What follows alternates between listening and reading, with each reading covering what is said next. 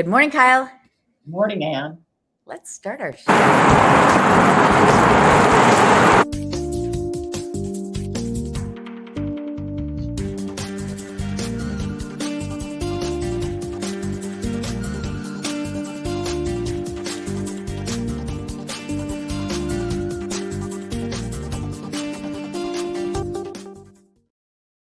Good morning, everybody. Good morning, Kyle. Good morning. It is Monday, November 13th. We're here today to talk about real estate in downtown Chicago. I'm Ann Rossley.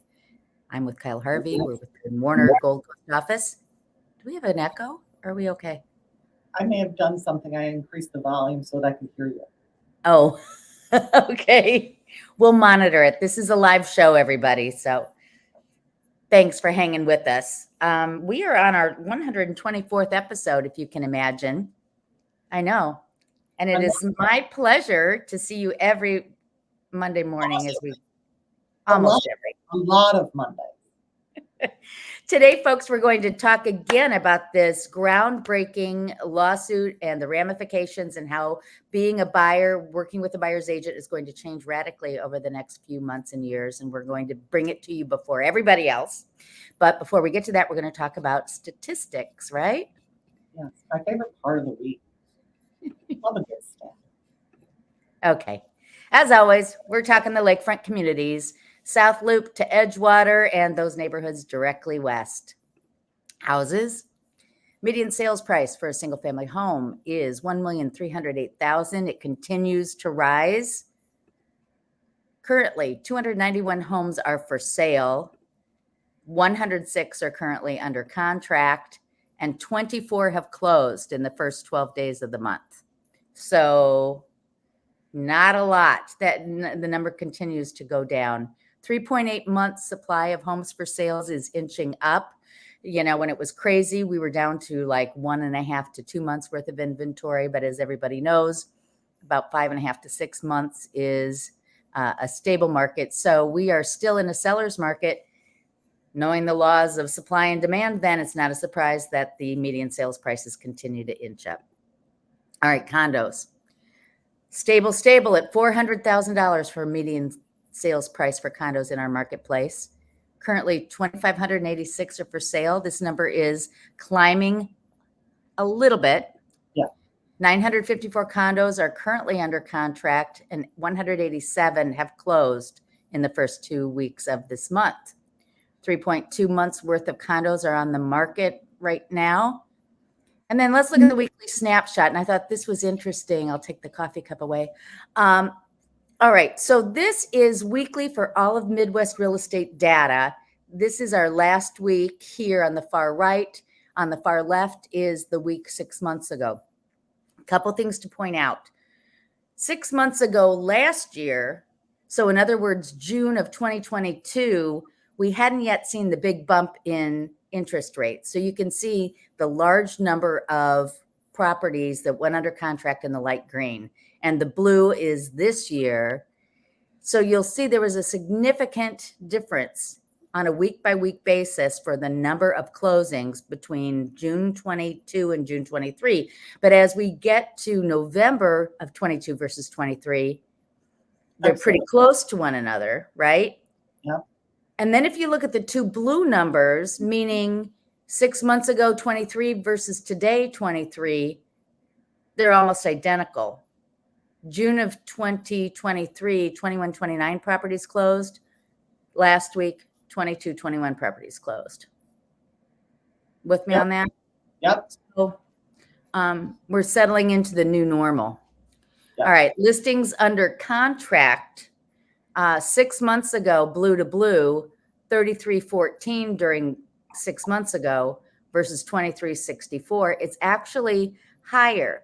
If you look at the blue versus the green for the last couple of months, we've been putting more properties under contract than last year at this time. Absolutely. You want me to go back? Yeah.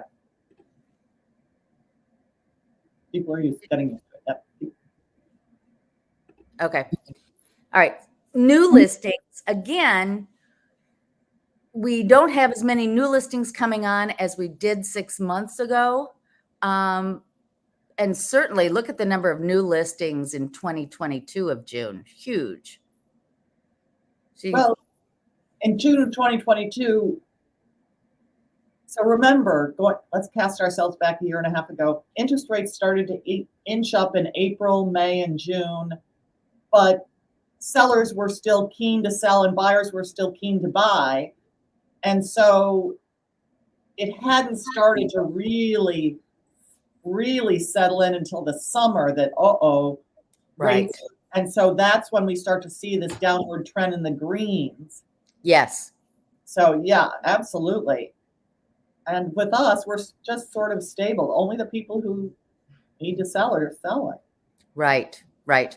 All right, so let's look at interest rates. If you've been following every week interest rates, you'll know that they have dropped a bit. Mm-hmm. We're looking at an average Freddie Mac of 7.5%, and 15-year at 6.8%. And again, everybody remember the average over 50 years is 7.74. So this is the new normal. Okay, rents. 2-bedroom rents in Chicago on average are $2,646. That's a 15% increase year over year. You can see in the chart, the far left is November of 2021, and the rents have just gone high in Chicago comparatively. So do you want to talk about your experience with now? Sure. I've got a friend and future client who was shocked by assessment increases in her condo building and the upcoming future special assessment to pay for a project that was long overdue coming. And her view was, I need to sell and rent. I want to get out from owning. I want to get out from the responsibility of owning and these rising. She was panicked about this special assessment, right? She thinks, oh my gosh. And what was it? Was it like a $15,000 assessment or something? It hasn't been set yet, but the board is wisely letting people know well in advance, maybe even a couple of years in advance, that it's probably about $15,000 for the size of her unit. And they're telling you how much the reserve part of the assessment is increasing. Because you have an operating part of your assessment and a reserve funding part of the assessment. Right. And the operating part of the assessment has gone up 5% because that's keeping up with inflation, keeping up with cost of things, which is very sensible. But the reserve funding part has gone up 30%. But the reserve funding part is a much smaller number. It was $300, so it's gone up, almost $100 from that. I mean, not 100, about $100. But the number 30% sounds like, oh my God, the whole thing's gone up. And so we looked at it, and she was going to spend about $145 more per month going forward. For the reserve assessment. So her assessments of what, about $1,200 went up? No. Her assessment she's going to about $1,500 in assessment. She's going from the mid to high 14s to the high 14s. Okay. $1,500 a month for a 2-bedroom, big 2-bedroom, beautiful view, great apartment. In which everything is covered except electricity. Exactly. Correct? Absolutely everything is covered except electricity. And so she spends taxes and assessments, because she owns it outright, about $2,400 a month. And I showed her the median cost of a similarly sized, even smaller size, I included smaller apartments, in the area. This is the Gold Coast area. And they were, $1,000, $1,500 a month more and rising. And she's like, oh my God, thank you for just calming me down and letting me see really what is going on in the financial impact of this. And the financial impact would be so much worse if I were renting. And that's what these charts that Anne so brilliantly gives you every week, yes, it is expensive to buy right now. Yes, mortgage rates are high and causing the monthly payment to go up significantly. But rents are going up too, and you don't have anything when you rent except for a lease. And it can go up even more. At least you lock in almost completely your housing costs when you buy. And I know it's expensive, but she was delighted. Anyway, here we go. Yeah. No, well, and it brings it brings the point out that when you're concerned about your housing situation, it makes sense to talk to somebody who is in the business to talk about what the real numbers are for renting versus owning, because sometimes these specials seem scary and big, but you know what? It makes sense. A lot of people say talking to a broker, they're just going to tell me to sell. No. No. You about your home, about the things that are important to you. Absolutely. It's not, we're here to help you. We're problem solvers for you. And almost all real estate brokers behave the same way. So talk about it. Yeah. Consumer confidence is something we watch. It's another factor that influences the marketplace. It's normed to 1985. That's 100. And you can see we're over that. The gray is where the recessions were. So you can see consumer confidence in 2008 was low. Right. And here was 2020, COVID, and consumer confidence was low there. So, just an FYI. So that's Interesting. So again, because so many homeowners have really low mortgages, the inventory story more than anything else is I view my mortgage loan of 3% to be a financial asset, and I'm not selling unless I have to. So right. And we are seeing movement, of course. People are choosing life over mortgage. Right. All right. Yeah. So let's talk the new normal. Yeah. Last week we talked about the lawsuit and the lawsuits being filed in Missouri that are groundbreaking in terms of how real estate agents are going to be working with buyers. And we're bringing it to you ahead of everybody else. So Kyle, tell us the recap of the lawsuit and status and all that good stuff.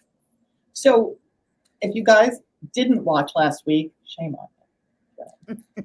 But here's just a recap of the lawsuit. Sellers in Missouri sued the National Association of Realtors and a bunch of real estate companies, saying setting commissions to include compensation for buyers agents was anti-competitive and price fixing, and they won. Those plaintiffs, those sellers won the lawsuit. An appeal is going to happen, and if you ever want to know more about that, I'll tell you about it, but boring. And more, it says here, because I did this earlier in the week, more cases will follow. More cases have followed, and buyers are now suing. I'd like to understand that. They're saying that these commission rates cause them to spend more to buy a house or buy property, but okay. And in Illinois, there is a lawsuit again by sellers, a class action lawsuit, but that is working its way through the court. So it's coming to Illinois too. Right now, it's only been decided in Missouri, but it's echoing around the country. One thing to note, Baird and Warner has not been named in any lawsuit. And Baird and Warner's done things, and we can tell you about it differently, that have long been very transparent about what's going on with commission. So anyway, we can talk about that later.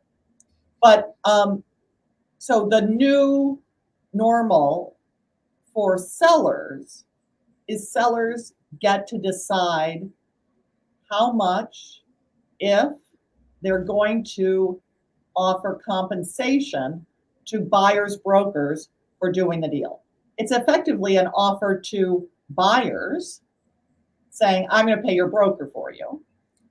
And the sellers get to decide whether they're going to make that offer when putting in the listing, okay? So in the event that sellers choose not to, or not to fully compensate the buyer's agent, it's going to come down to somebody has to compensate that professional, that person with expertise that you've hired to do their job. And the new normal, shall we switch to a new? Yeah, this is the olden days. Seller paid the listing agent, and the listing agent from the commission would pay the buyer's agent.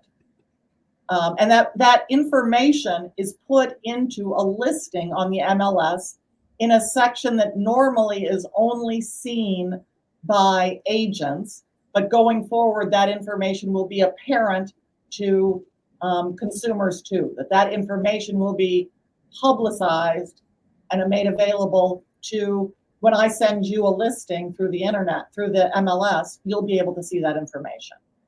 I just want to make a couple of points here. There are brokers out there, and when I say that, I mean agents, who are talking to a first-time buyer and educating them about the process. And they're basically saying, what does it cost you to work with me? It's free. Well, it's not free. And that's partially what this lawsuit is about, because that's a misnomer. There is a payment that's made. The buying agent had been compensated. If you think about it all the way through, what's happening? The buyers are paying enough money that the seller nets enough that he can pay the commission to the listing agent, who in turn pays it to bring in the buyer. Mm-hmm. So buyers, it's never free. It was just incorporated or baked in to the cost of the purchase price. Is that fair to say, Kyle? No, it's perfect. And so it's exactly right. And so this lawsuit says that buyers, the lawsuit basically said, and tell me if I'm wrong, that sellers were kind of forced into making this payment. Well, yes and no. I mean, I don't know how other agents work. I only know how we at Baird and Warner work, but it's a conversation we have with every seller. But anyway, so that's my point. Let's talk about the future now since the lawsuit. So in terms of sellers. So this is the conversation that I've been having with my seller clients. You decide. Do you continue paying me a commission from which I pay the buyer's broker? Or do we do something else? Do you pay me just the commission that compensates me as the selling agent, so a reduced commission that just compensates me and I keep it for myself, meaning Baird and Warner keeps it and pays me? Right. Or do we offer a flat fee? What do we do? You get to decide. And I walk them through the whole picture of it so that they have the full understanding of how the process works, and they make a decision. And right now, my selling clients are all deciding to offer a commission to this buyer's broker as part of their listing offering. Right. It's baked into the price that they will pay the commission. And we walk, and I'm happy to walk through, and Ann is happy to walk you through the entire thinking on this, but they have decided currently that this is how they're going to proceed. I am certain that there are people who decide, let's try the new way where we offer nothing, or let's try the new way where we offer a certain amount of dollars. And so we'll be seeing that. And right now, Ann and I, when we go through the MLS, we check the neighborhoods that we're looking at for, are we starting to see alternative compensation models for buyers brokers? And we're not yet, but we'll keep you posted on that. All right. So if you're a buyer you have the same choices that you had before. You can go it alone and be unrepresented. I mean, we've both had situations where a buyer chooses not to hire a buyer's agent. They just want to pick out information on the MLS, go look at houses with the listing agent, and hopefully negotiate a lower price, but they're unrepresented. Or do they hire a buyer's agent because they want help in navigating the buying process? And they're going to have to make decisions because buyer's agents are going to begin expecting a written agreement with their buyers. And now there have always been written agreements. It's just that they haven't been as prevalent in the marketplace. Now, I don't think it's expecting it. I just want to stop it. We're not, buyer's agents are not going to expect a future one. They're going to demand it because they have to be paid for their work. Right. So to work with a buyer's agent, you're going to have to enter into an agreement. You'll get to negotiate the terms of that agreement with them. Right. And they will say yes or no based on what you negotiate, whether they work with you. But there's going to be a written agreement because otherwise they could do a lot of work and receive no payment. Right. It's like, would you ever go to an attorney and hire an attorney and have them not enter into some kind of agreement with you? No. When you go to the doctor, you know what it's going to cost, and you agree that if your insurance company doesn't pay, you'll pay the copay or whatever is there. So let's talk about buyer compensation. So this is buyer agent compensation. So this will be how the buyer, is relieved of its obligation, or to pay the agent. So the seller could do what my sellers are choosing to do is offer compensation to the agent. Right. And it can be the expected amount, the cost, the full payment of that buyer agent compensation, or it could be something less, and then the buyer has to contribute towards that. So the buyer will have to pay their agent something because the offer from the seller's agent is less, or it could be 100% paid by the buyer based on the terms of the deal. And there are ways, either the buyer's going to have to pay it from their own funds, or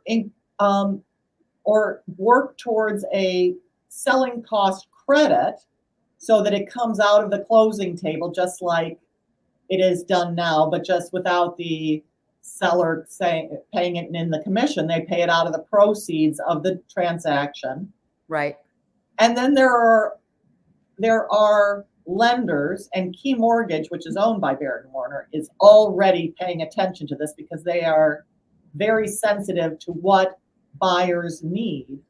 They have mortgage products that allow you to include that in the closing costs or bake it into the mortgage. So there are solutions, but they are solutions that may lower your purchase price, but it ends up netting out that you're going to pay the same thing. So those are the options for getting that buyer's agent compensated.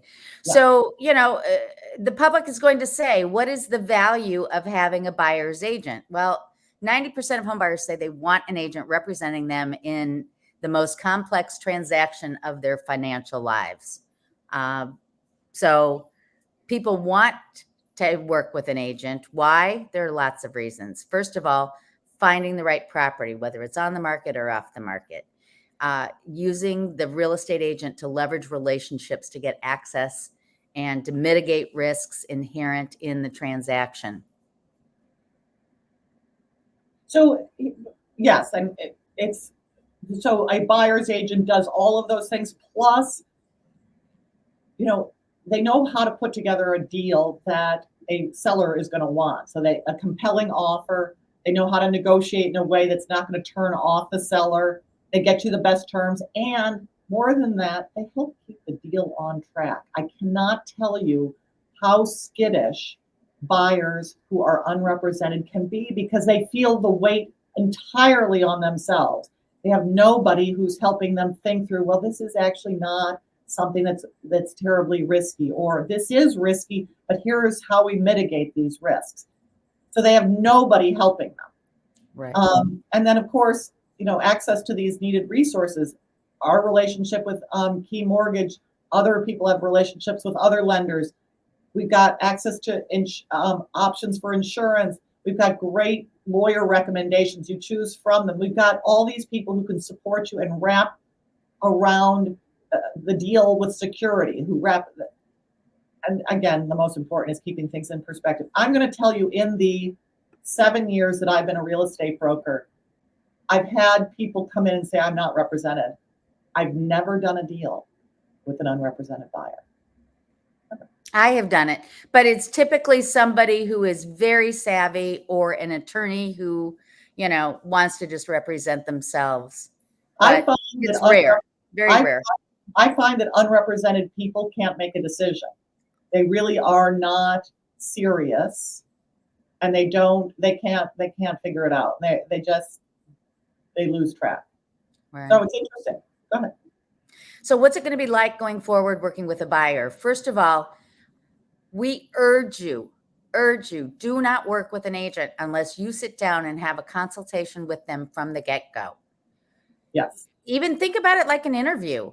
Is this somebody I want to work with who has the expertise and the savvy to help me find the right property for me and whoever else is buying with you, family, partner, whoever.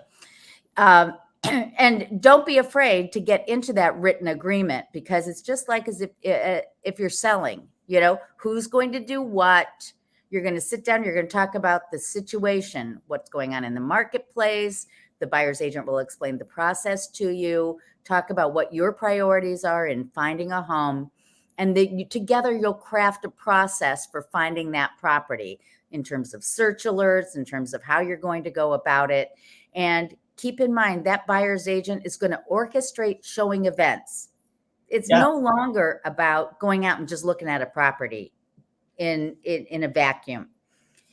Your agent sets the schedule where you meet other agents. They put it in context and provide for you sales history of the building you're looking at, or sales of the other properties nearby. So you can put in context what it is that you're looking at when you go to look at that property, and analyze, like what's the top, what's the bottom?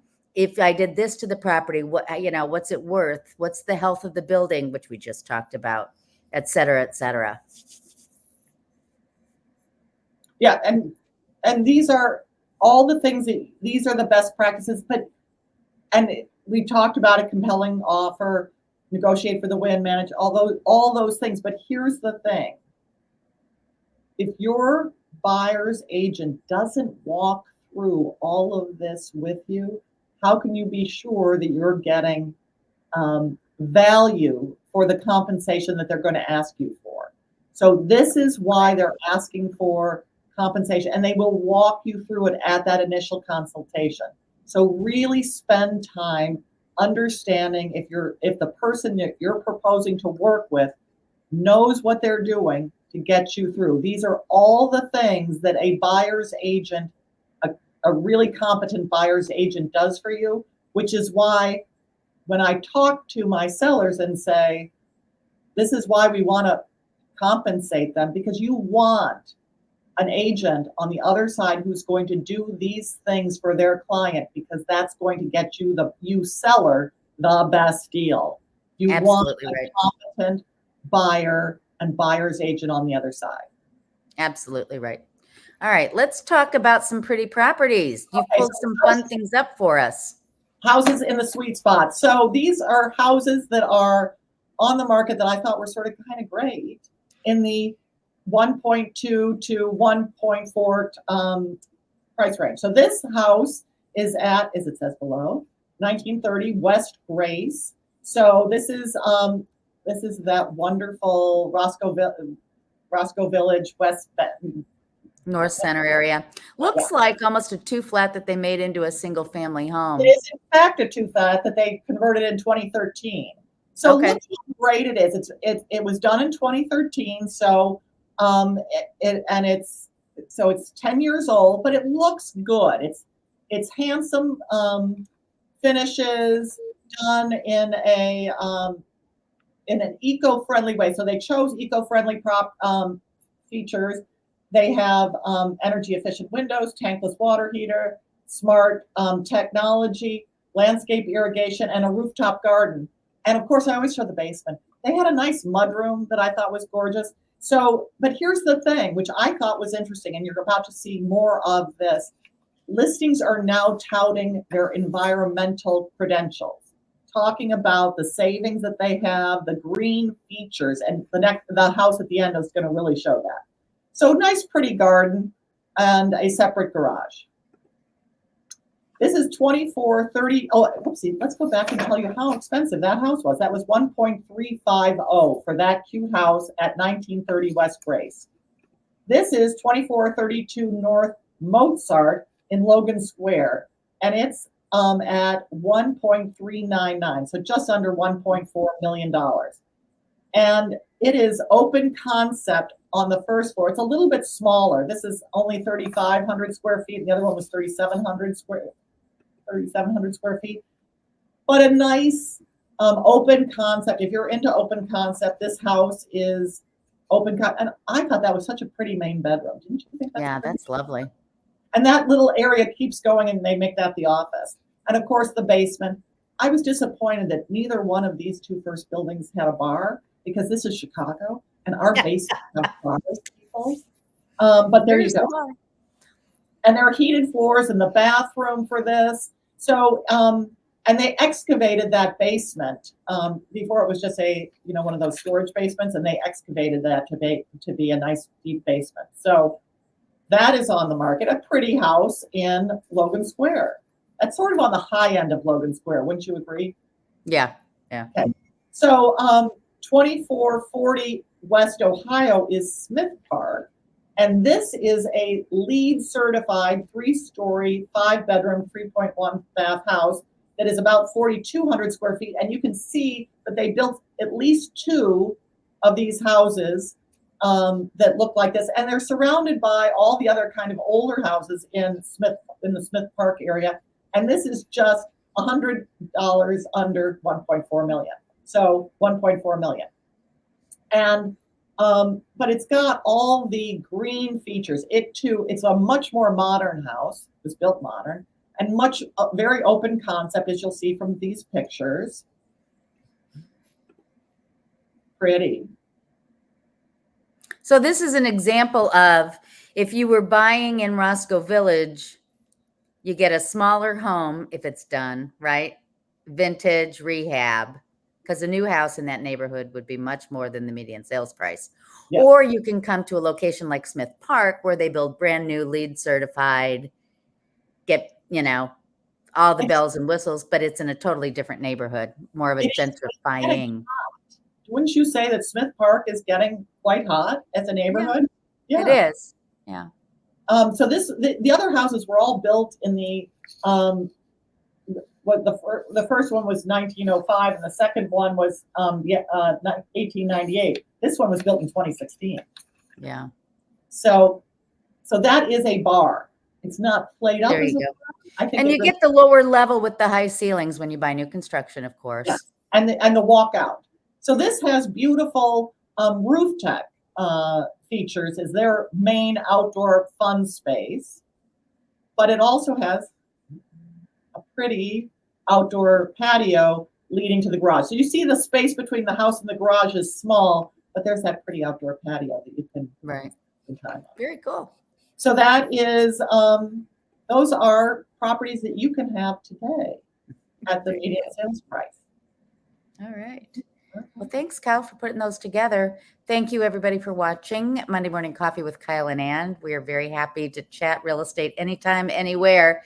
Subscribe, leave your comments below, and let us know if you have questions that we can answer in our next show. Thanks for watching. We'll see you next week. Thank you.